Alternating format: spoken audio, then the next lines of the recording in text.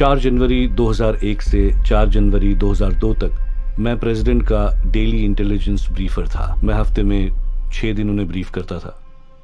वो दुनिया में चाहे जहां भी हो, मैं उनके साथ होता था। 11 सितंबर की सुबह मैं प्रेसिडेंट बुश के साथ था। उन्हें और मुझे वर्ल्ड ट्रेड सेंटर से टकराए प्लेन के बारे में बताया गया। समझा जा रहा था कि वो शायद किसी एक छोटे प्लेन का हादसा है। प्रेसिडेंट उन्हें एक पालतू बकरे की कहानी सुना रहे थे। CIA ऑपरेशन सेंटर को फोन किया तो उनके पास हमारे लिए एक जानकारी थी कि वो एक बड़ा सा कमर्शियल प्लेन था। 9/11 की घटना ठीक उस नॉवल जैसी थी जिसकी शुरुआत एक खूबसूरत सुनहरे दिन से होती है। वो वैसा ही दिन था। मेरे लिए एक आम दिन था और रात भर सोचता रहा था कि अगले दिन मुझे क्या करना है। उस रात को मुझे ठीक से नींद भी नहीं आई थी। कुछ रिपोर्ट्स मिल रही हैं कि ट्विन टावर्स की किसी ऊपरी मंजिल से एक छोटा कम्यूटर प्लेन टकरा गया है। आग की लपटें दिख रही हैं। मेरे रूम के कोने में एक टीवी स्क्रीन था। मैं उसे देख रहा था। वो नीले आसमान वाला खूबसूरत दिन था और टावर में एक काला सुराख दिख रहा था। मैंने सोचा कि ओह, ये तो पक्का दुनिया का सबसे खराब पायलट होगा, क्योंकि आज तो आसमान बिल्कुल साफ है। मेरे डेस्क पर फोन बजा। मैंने उठाया और उस आदमी की आवाज पहचान ली। वो एक इंटेलिजेंस ऑफिसर था और हम एंगुलन वॉर में साथ थे। उसने कहा, हे चीफ, एक प्रॉब्लम है। मैं वर्ल्ड ट्रेड सेंटर में हूँ। वो दूसरे टावर में था। उसने कहा कि एक 737 जैसा कमर्शियल जहाज उस टावर से टकरा गया है। दिक्कत ये थी कि मैं जहाज के कंट्रोल सर्विसेज को देख रहा था, जिससे पता चलता है कि पायलट ने जानबूझकर टावर को टक्कर मारी है। और फिर उसने कहा कि हम फंस गए हैं। मैं अपनी पोजीशन छोड़कर जा रहा हूँ। व्हाइट हाउस के चीफ ऑफ स्टाफ ने प्रेसिडेंट वाले कमरे में जाकर उन्हें चुपके से बताया कि एक और प्लेन टकराया है। अमेरिका पे हमला हुआ है। प्रेसिडेंट कुछ पलों तक वहीं बैठे रहे और उन्हें समझ नहीं आया कि क्या करें। हम देख रहे थे कि वो परेशान थे, लेकिन खुद को संभाल भी रखा था। उन्होंने कहा कि वो बच्चों को डराना नहीं चाहते थे। मैं सोच रहा था कहीं कोई प्लेन स्कूल से टकराने तो नहीं वाला। डायरेक्टर टेनेट ने कहा कि हमें थ्रेट इंटेलिजेंस था कि आतंकवादी CIA हेडक्वार्टर्स से प्लेन टकरा सकते हैं। मैंने कहा कि कोई बात नहीं, हम यहाँ से नहीं जाएंगे। उन्होंने कहा कि आपको जाना होगा। कंट्रोल सेंटर के लोगों के बारे में सोचिए, वो सब मर सकते हैं। CTC के सारे लोग। मैंने कहा कि सबको मरना ही होगा। अब हमें सैनिकों की तरह उस संकट का जवाब देना था। हम जानते थे कि उसमें हम में से कुछ लोग मारे जाएं। मुझे याद है कि हमारे मैनेजर ने सबको जमा किया और कहा कि डायरेक्टर ने काउंटर टेररिस्ट सेंटर के अलावा पूरी बिल्डिंग खाली करने के लिए कहा है। हमें पता था हमें जाना होगा और हम गए भी। मैंने अपने कॉलीग से कहा, अपने घर वालों का ध्यान रखो, पेट्स का ख्याल रखो और अपना घर लॉक कर दो। हम जंग में जा रहे हैं। हमें अभी से दिन रात लगे रहना है। ये समझने का वक्त ही नहीं था कि मुझे कैसा लगा था। मुझे याद है कि कोई रो रहा था और फिर उसको निकाल दिया गया था क्योंकि कोई रोना नहीं सुनना चाहता था, क्योंकि सबको काम करना था। तो उस समय मैं कुछ भी सोच नहीं पा रही थी। मैं बस वही कर रही थी जो मुझे कहा जा रहा था। अमेरिकन 77, अमेरिकन इंडी रेडियो चेक। क्या आप सुन रहे हैं? ये मत समझो कि सब कुछ खत्म हो गया। मामला खत्म नहीं हुआ था, और भी कुछ होना था। हमें समझ ही नहीं आ रहा था कि अगला हमला कब होने वाला है। क्या वो ऐसे ही होगा या फिर अलग दिखेगा? अमेरिकन 77 से संपर्क करने की कोशिश कर रहे हैं। उनसे कांटेक्ट टूट गया। उससे कोई संपर्क नहीं था और उन्हें कोई आइडिया नहीं था कि वो जहाज कहाँ है। आसमान में कहीं एक लूज एयरक्राफ्ट हो सकता है। हम पता लगाने की कोशिश कर रहे थे कि कौन टारगेट हो सकता है और FAA पता लगा रहा था कि एयरक्राफ्ट के साथ क्या हुआ है। सबको तुरंत बता दो। हो सकता है अमेरिकन 77 को हाईजैक कर लिया गया हो। जल्द ही हमें एक हाईजैकिंग की रिपोर्ट मिलने लगी और हम तुरंत अंदाजा लगाने लगे कि जहाज कहाँ जा रहा होगा। तीसरा हाईजैक जहाज वॉशिंगटन की ओर बढ़ रहा है। ये डल्स अप्रोच कंट्रोल है। हम व्हाइट हाउस की ओर जा रहे हैं और एक तेज जहाज को ट्रैक कर रहे हैं। व्हाइट हाउस तक इंफॉर्मेशन पहुंच गई है। हम उन सब रिपोर्ट्स पर गौर कर रहे थे जिन्हें पहले हमने झूठा या गीदड़ भपकी माना था। अब हम ये मान रहे थे कि कोई भी बात सच हो सकती है। हमें डर था कि आतंकवादी CIA हेडक्वार्टर्स पर हमला करेंगे और हम सब मारे जाएंगे। मैं डरी हुई नहीं थी क्योंकि मैं कोई बुज़दिल नहीं थी, वो बस एक हकीकत थी। मेरी कोख में मेरा चौथा बच्चा था और मैं बाथरूम में उल्टी कर रही थी। मेरी एक कॉलीग मेरे साथ थी और तभी उसे बाथरूम जाना था। वो कह रही थी कहीं हमें उड़ाया तो नहीं जाएगा और मैंने कहा ओह गॉड। पेंटागन में हम में से किसी ने भी नहीं सोचा था कि हमारी लोकेशन को खतरा था। हमारे लिए वो एक मजबूत किला था। हमारे आसपास सब कुछ जल रहा था। मैं किसी तरह निकलने की कोशिश कर रहा था। आखिरकार मुझे दिन की रोशनी दिखी और मेरा एड्रेनलिन तेज हो गया और मैं खड़ा हुआ और एक बड़े टूटे हुए हिस्से से बाहर निकल गया। मेरे शरीर का 47% से ज्यादा हिस्सा जल चुका था और इतना जेट फ्यूल और धुआं मेरी सांसों में जा चुका था कि 2 बार मेरी धड़कनें रुक गई थी। मेरी ब्रांच में सिर्फ मैं ही जिंदा बचा था। उस समय प्रेसिडेंट आतंकवादियों का एक अहम निशाना थे। सीक्रेट सर्विस ने कहा कि हमारा वॉशिंगटन लौटना सुरक्षित नहीं है, लेकिन ये साफ नहीं था कि हम जाने कहां वाले थे। हमें तुरंत उड़ान भरनी थी, हमें प्रेसिडेंट को खतरे से निकालना था। उस दिन सुबह किसी ने व्हाइट हाउस में फोन किया और कहा कि उनके प्लेन एयरफोर्स 1 में बॉम्ब। सीक्रेट सर्विस को सबसे ज्यादा फिक्र ये थी कि कॉलर को एयरफोर्स 1 के कॉल साइन एंजल की जानकारी थी। जब हम एयरपोर्ट पहुंचे तो अपने ऑटोमेटिक हथियार ताने सीक्रेट सर्विस एजेंट्स एयरफोर्स 1 के चारों तरफ घेरा डाले हुए थे। वो सबकी हर चीज की तलाशी ले रहे थे, चाहे वो कोई भी हो। उन्होंने टॉप सीक्रेट डॉक्यूमेंट से भरे मेरे ब्रीफकेस की तलाशी ली। मैंने उन्हें नहीं रोका। प्लेन का टेक ऑफ बहुत ही तेज और सीधा था। हमें पता चला कि अब हम काफी देर तक गल्फ ऑफ मेक्सिको के ऊपर उड़ते रहने वाले थे।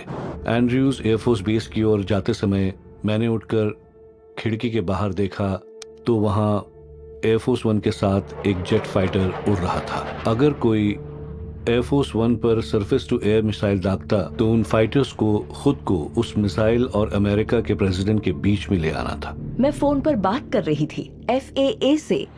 किसी ने हमें फोन करके कहा कि शायद एक प्लेन हाईजैक हुआ है। सभी विमानों को जमीन पर ले आया गया था, लेकिन हवा में एक विमान था जिसका पता नहीं चल रहा था।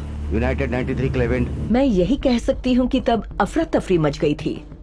हमें पता चला कि कुछ और प्लेन्स आ रहे थे, एक और हमला होने वाला था। वो एक्रन के ऊपर वापस मुड़ रहा है, वो पूरब की ओर बढ़ रहा है। वॉशिंगटन DC से लगभग 25 मील दूर से इस तरफ बढ़ रहा है। फ्लाइट 93 के लोगों को कुछ प्लेन्स के हाईजैक होने की खबरें मिल रही थी। उसके यात्री नहीं चाहते थे कि फ्लाइट 93 को हथियार बनाया जाए। हनी, क्या तुम मुझे सुन पा रहे हो?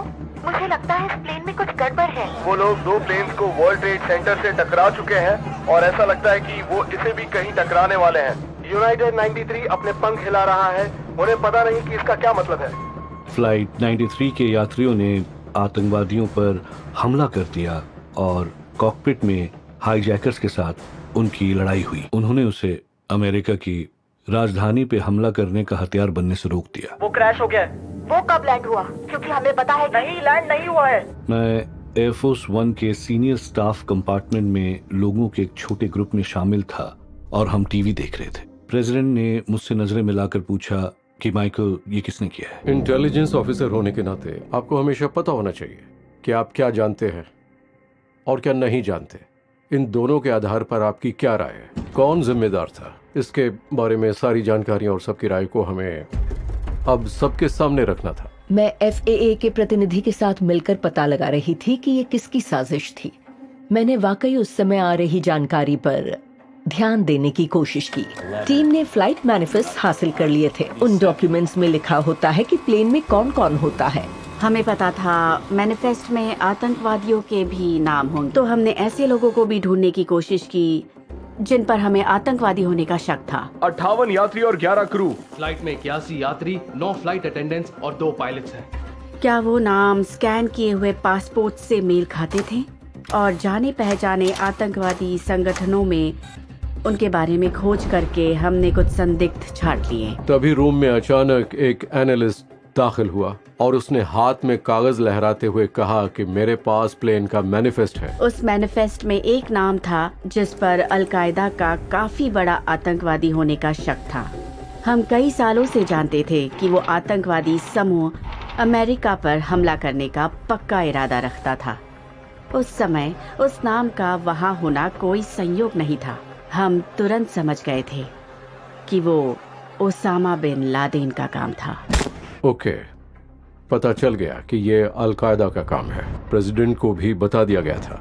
ब्रीफर के तौर पर माइकल मोरेल उनके साथ थे। मैंने उनसे कहा कि मिस्टर प्रेसिडेंट, मेरा मानना है ये किसी देश का काम नहीं है। मेरे हिसाब से ये अलकायदा का और बिन लादेन का काम है, और मैं ये अपने बच्चों की कसम खाकर कह सकता। उनके साथ हमारी एक वीडियो बातचीत हुई थी जिसमें हमने उन्हें शुरुआती जानकारी दी कि क्या हुआ था और कौन जिम्मेदार था। उन्होंने कहा कि पूरी दुनिया का एक गठबंधन बनाओ, हम उन्हें मिलकर ढूंढेंगे और खत्म कर देंगे। और काम शुरू हो गया। बचपन में मुझे पजल्स पसंद थे, खासकर 5 मिनट वाले रहस्यमय पजल जिसमें एक छोटी सी कहानी और कुछ सुराग होते थे और 5 मिनट में उसे सुलझाना होता था।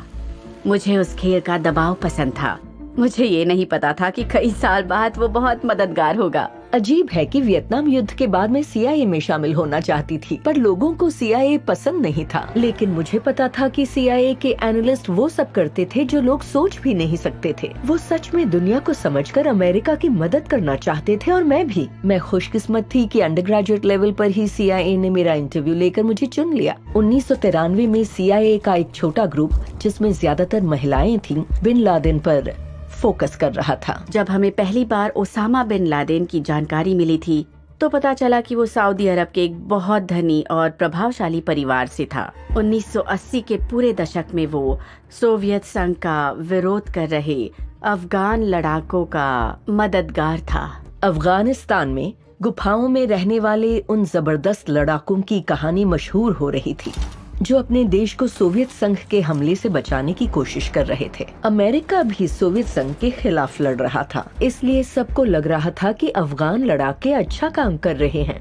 अफगानिस्तान के विद्रोहियों को अमेरिका ने करोड़ों डॉलर्स की मदद दी है, जो अब तक के CIA के सबसे बड़े गुप्त अभियानों में से एक है। सब खत्म हो गया। किसी ने नहीं सोचा था कि ऐसा भी दिन आएगा। दूसरे देशों में सोवियत संघ के फौजी दखल का युग खत्म हो गया है। अफगानिस्तान में जीतने के बाद बिन लादेन का हौसला बहुत बुलंद था और उसे लग रहा था कि हम इसी तरीके से मिडिल ईस्ट में सभी देशों की सत्ता बदल देंगे। वो एक नया इस्लामिक साम्राज्य खड़ा करना चाहता था। उसका कहना था वो उस इलाके पर पश्चिमी असर खत्म करना चाहता था। बिन लादेन अमेरिका की इस बात से नफरत करता था कि वो मुस्लिम दुनिया में दखल देकर काफिर नेता खड़े कर रहा था। बिन लादेन का मानना था कि अमेरिका हर उस चीज का समर्थन करता है जो उनकी नजर में गलत थी, जैसे उदारवादी लोकतंत्र, धार्मिक नहीं होने की छूट, समाज में महिलाओं की बराबरी की भूमिका। ये सब चीजें उस कट्टरवादी आंदोलन के खिलाफ थीं जो बिन लादेन और उसके साथी चला रहे थे। इसलिए उन्होंने एक बैठक बुलाई और उसमें अल कायदा का गठन हुआ। 1988 में हमारी नजर हर बात पर थी। हमें पता था कि बिन लादेन सोवियत संघ के खिलाफ ट्रेनिंग कैंप्स और सेफ हाउसेस चला रहा था। युद्ध खत्म होने के बाद हमें पता चला कि उसने उन कैंप्स को दूसरे देशों में जाकर हमला करने वाले इस्लामिक उग्रवादियों का ट्रेनिंग कैंप बना दिया था। हमें पता था कि उनके पास आतंकी क्षमताएं थीं, पर हमें ये नहीं पता था कि वो किस हद तक अमेरिका पर हमला कर सकते थे। 1992 में यमन में अमेरिकी फौजियों पर एक हमला हुआ था। हमने जांच की और सुरागों से पता चला कि उसमें बिन लादेन भी शामिल था। आज सुबह सऊदी अरब में हुए विस्फोटों में 4 अमेरिकी मारे गए। CIA से एक नाम बार बार सामने आ रहा था, ओसामा बिन लादेन। अमेरिकी दूतावासों पर हुए बॉम्ब ब्लास्ट में 210 लोग मारे गए। ये अमेरिका विरोधी आतंकवाद की सबसे बड़ी हरकत है। Osama bin Laden East Africa में हुए विस्फोटों का एक संभावित मास्टरमाइंड। 5 अमेरिकी सेलर्स मारे गए। आधुनिक इतिहास में किसी अमेरिकी शिप पर सबसे बुरा आतंकवादी हमला। और इसका शक जा रहा है ओसामा बिन लादेन पर। नक्शे पर निशान लगाते ही पूरी दुनिया में फैली एक पट्टी बन गई। ये लगभग हर तरफ हो रहा था। हमें लग रहा था कि ये आतंकवाद के नए दौर की शुरुआत है। 9/11 के हमले से कुछ महीने पहले हमें खुफिया रिपोर्ट्स मिल रही थीं कि अलकायदा से अमेरिकी ठिकानों को खतरा था। हमने पहले कभी इतनी ज्यादा रिपोर्ट्स नहीं देखी थी। हमें इस बात का पता चल गया था कि कोई बड़ी घटना होने वाली थी। हमें खुफिया रिपोर्ट मिली थी कि बिन लादेन के नेटवर्क के लोग अपनी माओं को फोन करके उन्हें अलविदा कह रहे थे। इसका मतलब था कि कोई बहुत गंभीर घटना होने वाली थी। हम अफगानिस्तान में जिन लोगों पर नजर रख रहे थे वो कैंप्स छोड़कर जा रहे थे। बिन लादेन ने खुलेआम कहा था कि ये एक बड़ा सरप्राइज होगा। वो कयामत की बात कर रहे थे, मतलब बुरा होने वाला था। हमने एयरलाइंस और आतंकवादियों के खतरे के बारे में FAA, कस्टम्स और बॉर्डर पेट्रोल को लगभग 100 संदेश भेजे। पिछले 5 सालों में हमने कई बार चेतावनी दी थी कि अमेरिका के राष्ट्र प्रतीकों जैसे व्हाइट हाउस, कैपिटल और अमेरिकी पूंजीवाद के प्रतीक पर हमले की सबसे ज्यादा आशंका थी। एविएशन से जुड़े हमलों के लिए आतंकवादी नए तरीके विकसित कर रहे थे। 10 जुलाई की सुबह अलकायदा सेक्शन के हेड मेरे ऑफिस में आए और मैंने कहा, चीफ, अब मामला बिगड़ने वाला है। हमले के खतरे के बेहिसाब संकेत मिल रहे हैं। अब अमेरिका को काम करना होगा। मैंने प्रेसिडेंट को बताया कि बिन लादेन कई आतंकी हमले की योजना बना रहा है। बिन लादेन के हमलों को नजरअंदाज नहीं किया जा सकता। मुझे याद है कि मैं अलकायदा यूनिट के हेड के पास गया था। एक दीवार पर कागजों का ढेर लगा था और वहां ऐसे कई ढेर थे। मैंने पूछा कि फर्श पर ये कैसे कागज पड़े हैं? उन्होंने कहा कि जब कोई बड़ी तबाही होगी और हजारों अमेरिकी मारे जाएंगे, ये वैसी घटनाओं की चेतावनी है। ये उन सब की ब्रीफिंग और थ्रेट रिपोर्ट है जो हमने दी है। मैंने कहा ये तो बहुत है। उन्होंने कहा हाँ। इस रिपोर्टिंग में सबसे हताश करने वाली बात ये थी कि ये साफ नहीं था कि ये कब, कहां और कैसे होगा। वर्ल्ड ट्रेड सेंटर का दूसरा टावर भी अभी अभी ढह गया है। ये कहना गलत नहीं होगा कि हमें हर सुबह लगता था कि हम जिम्मेदार हैं। ऐसा नहीं हो सकता है कि अपने कार्यकाल के दौरान हुए हमले के लिए आप खुद को जिम्मेदार ना समझें, इसलिए आप खुद से सवाल करने लगते हैं। आपके मन में ढेरों सवाल होते हैं। मुझे याद है कि मैं सोच रहा था कि अब सब कुछ पहले जैसा नहीं रहेगा, और अफसोस कि मैं सही था। हम जानते थे कि अफगानिस्तान की तालिबान सरकार ने बिन लादेन को सुरक्षित ठिकाना दे रखा था।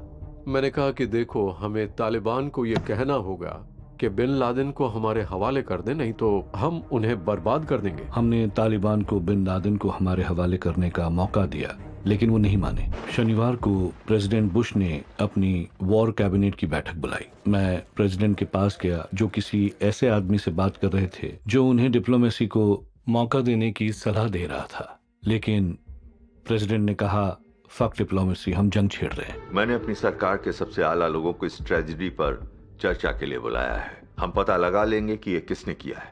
हम उनके बिलों से खींच लाएंगे, हम उन्हें खदेड़ेंगे और इसकी पूरी सजा देंगे। हम जंग लड़ रहे हैं। इसके बाद जो मीटिंग हुई उसमें तय करना था कि हम क्या करने वाले हैं।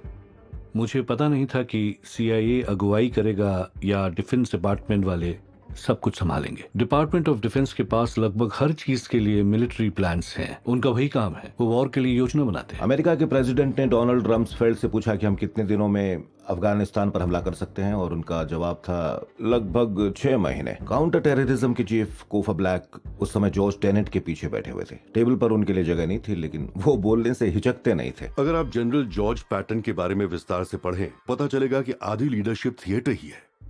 मैंने अपनी चेयर टेबल के पास खिसकाकर उस पर अपनी कोहनी टिकाई। वो मेरी ओर मुड़े।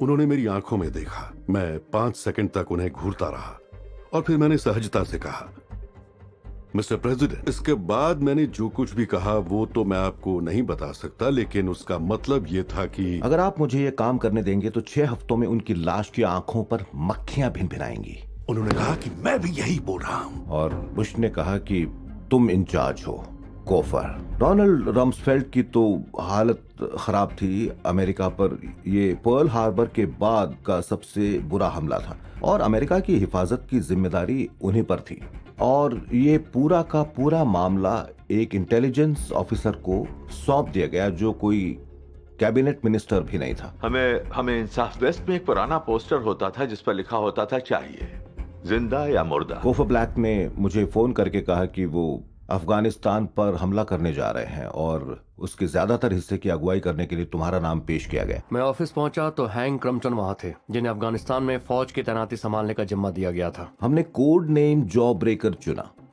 उस यूनिट में हम लगभग आधा दर्जन लोग ही थे। वो एक नई यूनिट थी। हमने पहले छोटी छोटी टीम्स बनाई, केस ऑफिसर्स, पैरामिलिट्री ऑफिसर्स, भाषा जानने वाले कम्युनिकेटर्स। CIA की किसी भी टीम में 8 से ज्यादा लोग नहीं थे और हमारे पास कुल 13 टीम्स थीं। हम अपनी टीम्स को दुश्मनों के मोर्चे के पीछे अपने अफगान सहयोगी नॉर्दर्न अलायंस के साथ काम करने के लिए भेजने वाले थे। वो वहाँ पहले से ही अल-कायदा को ढूंढकर खत्म करने के लिए तालिबान से लड़ रहे थे। मैंने टीम्स को ब्रीफ किया। इस तरह के संकट में लोगों को ये साफ साफ बता देना होता है कि ये अलग मामला है। उनके हुक्म बहुत साफ और सीधे थे। उन्होंने कहा कि उन्हें बिन लादेन का सर चाहिए, वो भी ड्राई आइस में रखकर। उन्हें बिन लादेन का सर चाहिए था। उसका सिर काट कर बॉक्स में रखकर प्रेसिडेंट के लिए ले आना। ये वॉल्ट डिज्नी की फिल्म नहीं है। उन्होंने हमें बिल्कुल साफ, सीधे और बहुत ही खतरनाक मैसेज दिए थे। हम ढेर सारे लोग हेलीकॉप्टर में वहाँ पहुँचे। मुझे याद है हम 10 लोग थे 9/11 के हमले के महज 2 हफ्ते बाद। हैंक ने मुझसे कहा कि हमारी और फौज के बीच एक सहमति है। हम वहाँ CIA की एक टीम भेजेंगे और अगर 2 हफ्ते बाद भी वो जिंदा रहे तो स्पेशल फोर्सेस की एक टीम को तुम्हारे पास जाने की इजाजत दी जाएगी। मैंने कहा कि क्यों ना उन्हें शुरू से ही मेरे साथ भेजा जाए, मैं चाहूंगा कि कुछ और हथियारबंद लोग हों। उसने कहा कि अच्छा ठीक है। शुरू से ही हम बिन लादेन को ढूंढने के लिए हर मुमकिन कोशिश कर रहे हैं। हमने एक वॉरलॉर्ड के जरिए तालिबान के कुछ लीडर्स के साथ अपनी मीटिंग तय की। तालिबान एक कट्टरवादी मुस्लिम मूवमेंट था जो अफगानिस्तान पर राज कर रहा था। वो भी बिन लादेन की तरह पश्चिमी देशों से नफरत करते थे, इसलिए उन्होंने अलकायदा को छिपने की जगह दी थी। बिन लादेन को पकड़ने के लिए हमें पहले तालिबान से निपटना था। उनकी इंटेलिजेंस सर्विस के लोग पश्तून वाली रिवाज के तहत मिलने को तैयार हो गए। एक वॉरलॉर्ड सुरक्षित जगह उपलब्ध कराने वाला था जहां दोनों तरफ के लोग आकर सुरक्षित ढंग से बात कर सकते थे, इसलिए मैंने उसके लिए एक टीम भेजी। मैंने उनसे कहा कि वहां पहुंचने पर अगर अफगानों ने सहयोग किया तो उनसे सौदा कर लेना, और अगर नहीं किया तो उन्हें मार डालना या उन्हें अगवा कर लेना, तुम्हारी मर्जी। हमारे लोगों ने उनसे पूछा, ओसामा बिन लादेन कहाँ है? उनका जवाब था, कौन ओसामा? और मेरे ख्याल से वो उनकी गलती थी। हमारे लोगों ने हथियार तानकर उनके मुंह और हाथ बांध दिए और उन्हें गाड़ियों में लेकर निकल पड़े। नवंबर तक पूरे अफगानिस्तान में लगभग 410 अमेरिकन तैनात थे। अलग अलग टीमों के मुकाबले दुश्मनों की तादाद बहुत ही ज्यादा थी। मैं हैंक क्रम्पटन के साथ ओवरहेड फोटोग्राफी में गया और हम देख सकते थे कि अफगानिस्तान में घुसने के खैबर पास और दूसरे रास्तों पर 5 से 10 मील लंबे ट्रैफिक जैम थे। ऐसा लग रहा था कि काफिरों यानी हमारे खिलाफ लड़ने के लिए मिडिल ईस्ट का हर जिहादी वहां पहुंचने की कोशिश कर रहा था। अपने सीमित साधनों से जो करने की कोशिश हम कर रहे थे उसमें एक बुनियादी कमजोरी थी। दुश्मन के मुकाबले हमारी तादाद बहुत कम थी, लेकिन हमारे पास हवाई ताकत थी। 9/11 से ठीक पहले मुझे एक हथियारबंद ड्रोन प्रोग्राम के बारे में बताया गया था। मुझे काउंटर टेररिज्म सेंटर में रख लिया गया। ऑपरेशन जॉ ब्रेकर में हमने सबसे पहले टारगेट्स की पहचान शुरू की और हम वहां पर तैनात लोगों से मिल रही खुफिया जानकारी पर निर्भर थे। CIA की टीम नॉर्दर्न अलायंस के साथ काम कर रही थी और हम दुश्मनों के इलाके में अपने सोर्सेज भेज रहे थे। मेरे पास सेलफोन्स जैसे दिखने वाले GPS से लैस लोग थे। वो इमारतों के पास जाकर पता लगाते थे और तालिबान का ठिकाना होने पर वो उसे मार्क कर देते थे। वो वैसी तमाम इमारतों को मार्क कर देते थे और फिर मैं उस रिपोर्ट को वापस CIA के पास भेजकर बताता था कि तालिबान इस इमारत में है, इस ठिकाने पर हैं।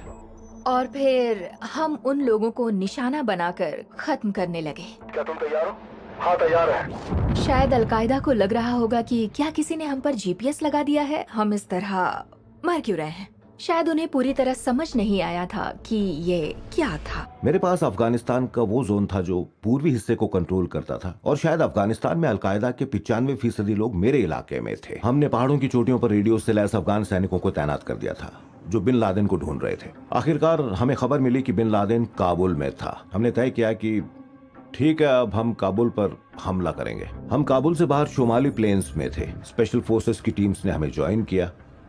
शोमाली प्लेन्स में CIA या स्पेशल फोर्सेस के 25 लोगों के साथ नॉर्दर्न अलायंस के 5000 लड़ाके थे। उनका सामना तालिबान और अलकायदा के 15000 लोगों से था। हमारे मुकाबले उनकी तादाद 3 या 4 गुना ज्यादा थी। हमारे प्लान पर काम करने के लिए नॉर्दर्न अलायंस और अमेरिकी एयर पावर के बीच तालमेल बहुत जरूरी था। इसलिए हमने एयर सपोर्ट के लिए बातचीत करके एक तारीख तय की। वो 9 तारीख थी।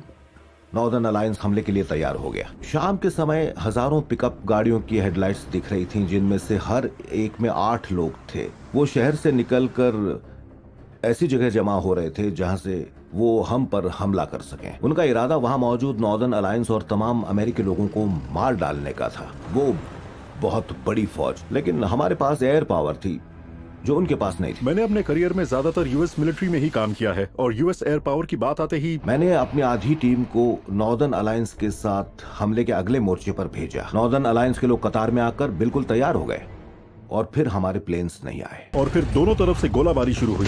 तालिबान बंकर्स और ट्रेंचेस में थे। हमारे लोग अच्छी तरह छिपे नहीं थे। उनके पास छिपने के ठिकाने नहीं थे। खुद को बचाने की कोई जगह नहीं थी। हम बिल्कुल खुले में थे। मुझे मैसेजेस भेजने पड़े कि आखिर हो क्या रहा है। एयर एसिड्स हजारों मील दूर हैं और अब दुश्मन के 15,000 लोग हमारे सिर पर थे। मैंने अपने ऑफिसर से कहा कि किसी को भी सरेंडर करने की इजाजत नहीं है। अगर हम घिर गए तो आखिरी गोली खुद को मार लेना, नहीं तो अलकायदा वाले तुम्हें टॉर्चर करने का वीडियो बनाकर पूरी दुनिया में भेजेंगे और तुम्हें बहुत तकलीफ होगी। और फिर अचानक एयरफोर्स का हमला शुरू हो गया। उस मोर्चे पर B-52 विमान बॉम्ब गिरा रहे थे। AC-130 गनशिप्स आ रहे थे, फाइटर एयरक्राफ्ट भी आ रहे थे। तालिबान के ठिकाने अमेरिकी एयर पावर को नहीं झेल पाए। अब वो एक एक करके अपने मोर्चे छोड़कर भागने लगे। वो जैसे ही पीछे हटे, नॉर्दर्न अलायंस ने आगे बढ़कर उनके मोर्चों पर कब्जा कर लिया। पिछले शुक्रवार को शुरुआती हमला करने के बाद अमेरिकन समर्थन वाली तालिबानी विरोधी फौजें बहुत तेजी से आगे बढ़ रही हैं। सिर्फ कल ही में अफगानिस्तान पर 400 से ज्यादा बॉम्ब गिराए गए हैं। कमांडर्स का दावा है कि उन्होंने महज 2 दिनों में तालिबान के लगभग 1000 लड़ाकों को मार गिराया है। हम किसी के भी अनुमान से ज्यादा तेजी से आगे बढ़ रहे थे और इसीलिए तालिबान ने अपने आप शहरों को खाली करना शुरू कर दिया था। मुझसे कहा गया था कि व्हाइट हाउस चाहता है कि आप लोग वहीं रुक जाएं। हम नहीं चाहते थे कि आप शहरों में जाएं, शहरों से 5 मील पहले ही रुक जाएं, लेकिन हमने ऐसा नहीं किया। लोग हमें कबूल कर रहे थे, हमें चीयर कर रहे थे। जनता तालिबान के खिलाफ हो गई, उन्हें पीट रही थी, उन्हें गिरफ्तार कर रही थी। तालिबान ने उनके साथ बुरा बर्ताव किया था, वो राक्षस थे। हर किसी को डर था कि ये लंबी लड़ाई वाली एक खतरनाक स्थिति बन जाएगी, लेकिन ऐसा नहीं हुआ। नवंबर तक काबुल तालिबान से आजाद हो गया था। शायद हमारा तरीका कारगर था, खासकर जब काबुल कब्जे में आ गया था और कोई अमेरिकी सैनिक मारा नहीं गया। हमने जमीन पर अपने महज 300 लोग भेजकर तालिबान को हरा दिया। 45 दिनों में हमने तालिबान को धूल चटा दी थी, जो कि लाजवाब था। वो बहुत कामयाब ऑपरेशन था। वर्ल्ड ट्रेड सेंटर के मलबे से एक एक करके 1 डजन से भी ज्यादा फायर फाइटर्स की लाशों को निकाला गया। न्यूयॉर्क के सबसे साहसी लोगों में से 343 मारे गए या लापता है। हवाई जंग का तीसरा हफ्ता विवादों के साथ शुरू हुआ। काबुल की एक सड़क पर ताबूतों में पड़ी लाशों से नए सवाल उठने लगे हैं कि अमेरिकी हमले कितने सटीक हैं। अफगानिस्तान की राजधानी से मिली तस्वीरों में ताज़ा हमलों के बाद के नज़ारे दिख रहे हैं। गलत जगह गिरे एक बम से घर तबाह हो गए और कई लोग मारे गए। और जहाँ तक बात है अमेरिका के नजरिए की, उन खबरों की कोई अहमियत नहीं थी। ज्यादातर पोल्स के मुताबिक 80% लोग अब फौजी हमले के हिमायती हैं। क्या अमेरिका को वाकई में हमला करना चाहिए था? 66% लोग सहमत हैं। हमें दुष्कर्म करने वालों को हराना है। हमें उनको पकड़कर उनके जुर्मों की सजा देनी, और हम लोग अफगानिस्तान में यही करते। दिसंबर की शुरुआत तक अफगानिस्तान के सभी बड़े शहरों पर हमारा कब्जा हो गया था। शहरी इलाकों पर अलकायदा की कोई पकड़ नहीं थी। बेशक हमने मिशन के कुछ पहलुओं को पूरा कर लिया था, लेकिन हम बिन लादेन को मारकर उसका सर नहीं ला पाए थे। हमने उसका एक रेडियो बरामद कर लिया था और हमारे पास उसामा बिन लादेन की आवाज पहचानने वाला एक एक्सपर्ट था। वो शॉर्टवेव रेडियो सुन रहा था। उसने सुना कि उसामा बिन लादेन अपने लोगों से कह रहा था कि मुझे अफसोस है कि मैं तुम्हें यहाँ लेकर आया, ये बहुत बुरा हुआ, ये मेरी गलती है। वो शॉर्ट रेंज रेडियो बहुत थोड़ी दूर तक काम करता था। पहाड़ों में तो रेंज और भी कम थी। हमने पता लगा लिया। वो पहाड़ों में चले गए थे। सोवियत अफगान जमाने से ही टोरा बोरा में उनका ठिकाना था। वहाँ काफी सुरंगें थीं। इंटेलिजेंस का कहना था कि वो लोग उन्हीं में छिपे थे। मैंने अपने सभी लोगों को बुलाकर कहा कि हमें अपने साथी वहाँ भेजने होंगे। हमारे 4 लोगों की टीम 10 अफगानों और गधों के साथ पहाड़ों पर चढ़ने लगी। उनमें से एक गधे पर आरपीजी लदा हुआ था।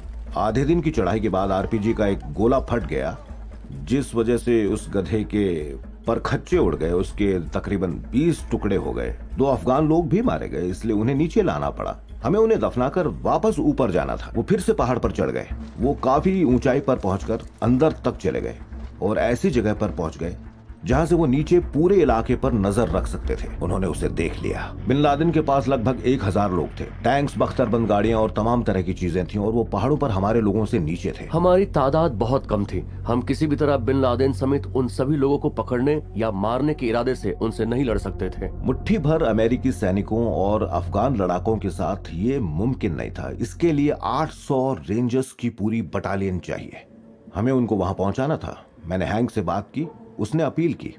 मैंने अपने ऊपर कोफर और प्रेसिडेंट तक सारी बात पहुंचाई और मैंने कहा कि हमें कुछ और सैनिक भेजने होंगे। हमें पहाड़ों में मदद के लिए रेंजर्स और मरीन्स की जरूरत है। मुझे पता था कि ये बस कुछ घंटों की ही बात थी, नहीं तो ये मौका भी चला जाता। मैंने सेना को बताने की कोशिश की कि अब आपको बहुत बड़ी फौज लाकर इस पूरे मामले को खत्म करना है, और सेक्रेटरी रम्सफेल्ड ने शायद कहा था कि हमारा इससे कोई ताल्लुक नहीं है, ये CIA का ऑपरेशन है। कांधार में मरीन्स के साथ तैनात जनरल मैटिस के सैनिकों को वहां भेजा जा सकता था। वो वहां जाने को तैयार नहीं थे। अमेरिकी सैनिकों को वहां भेजने के मामले में काफी झिझक थी, इसलिए उन्होंने यही सुझाया कि उस जगह पर बॉम्ब गिरा देते हैं। कोई सैनिक नहीं, हम बॉम्ब गिराएंगे। हम में से कोई भी उनके इस फैसले से सहमत नहीं था, लेकिन जब सीधे प्रेसिडेंट से हुक्म आ रहा हो तो मैं क्या कर सकती थी? वही कमांडर इन चीफ थे। मैं उस वक्त पॉलिसी पर अमेरिकन प्रेसिडेंट से सवाल करने की पोजीशन में बिल्कुल नहीं था। वो CIA के ऑफिसर का काम नहीं है। मैंने फिर से गैरी को फोन करके उन्हें बताया कि उनके पास जो कुछ है उन्हें उसी से काम करना होगा। हमारे पास 4 अमेरिकी सैनिक थे और नीचे दुश्मन के 1000 लोग थे। अगर हम उन लोगों को अभी खत्म नहीं करते तो उनमें से हर एक किसी और देश में जाकर किसी जहाज को इमारत से टकराने वाला पायलट बन सकता था। मेरे साथ मौजूद एक शख्स कॉम्बैट कंट्रोलर था। कॉम्बैट कंट्रोलर्स मोर्चे से हवाई हमले के निर्देश देते हैं। मैंने कहा कि शुरू करो। उसने खबर भेजी और B-52, B-1 और F-15 विमानों से हमला करने का हुक्म दिया। उन 4 अमेरिकन ने वहां 56 घंटों तक हवाई हमला करवाया। वहाँ बहुत गुफाएं थी और उन्हें तबाह करने के लिए काफी बमबारी की जरूरत होती है। दूसरे वर्ल्ड वॉर के बाद सबसे जबरदस्त बमबारी थी। वो अमेरिका के पास मौजूद सबसे बड़ा पारंपरिक बॉम्ब ब्लू 82 भी ले आए। वो इतना बड़ा था कि उन्हें उसको एक ट्रांसपोर्ट प्लेन के पीछे से गिराना पड़ा। ब्लू 82 और बॉम्बिंग्स के बाद हमें वहां से कुछ भी सुनाई नहीं दिया। अगर वो मर गया है तो उसका सिर काटकर हमारे पास भेजो या फिर हाथ भेजो, या अगर मुमकिन है तो खून का सैंपल भेजो ताकि हम DNA मैच कर सकें, क्योंकि हमें उसकी मौत के फॉरेंसिक सबूत की जरूरत थी। मैंने कुछ लोगों को Q-टिप्स के साथ वहां भेजा जो उसका DNA लाने की कोशिश कर रहे थे। हमें लगा हमने उसे मार डाला। टोरा बोरा में सब कुछ खत्म हो गया। अलकायदा का आखिरी ठिकाना भी तबाह हो गया। अफगान मिलिशिया जश्न मना रही है ओसामा बिन लादेन की आखिरी हार का। Our victories today have been very decisive, very important. All the tunnels, all the caves of Al-Qaeda up on the mountain of Tora Bora have been captured by our forces. हम ये जानने की कोशिश कर रहे हैं कि कौन पकड़ा गया है और कौन बचा है और किसकी मौत हो चुकी है। हो सकता है वो अभी भी जिंदा हो सकता है मारा गया हो। अमेरिका ग्राउंड फोर्सेस का इस्तेमाल कर रहा है, इसलिए अगर बिन लादेन मारा गया है तो अमेरिकी सैनिक उसका सबूत ले आएंगे।